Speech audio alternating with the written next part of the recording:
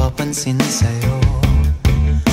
Umabot sa palitan ng mga mensahe, kilig na kilig ako. Kumusta, kain na, hello, magandang umaga. Ingat ka, pahinga, huwag kang masyadong magpupuyat pa. Naramdaman ng puso na dahan-dahan na pong nahuhulog sa'yo. Sa kada araw natin na pag-uusap, meron nang namumuo.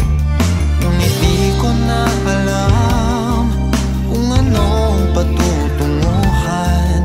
Ang hiling ko lang naman na itong naramdaman.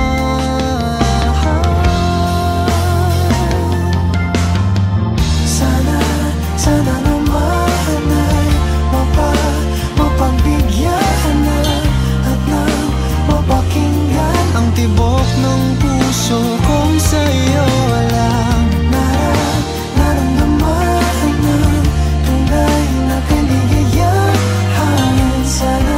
Sana naman mapagbigyan ng tibok ng puso.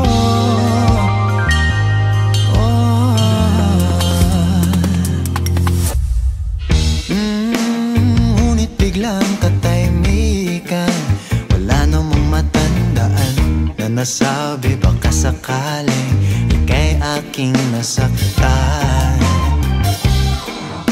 Bigla na lamang ika'y di nagparamdam. Ako ba'y pinagsawaan o may ginagawa lang?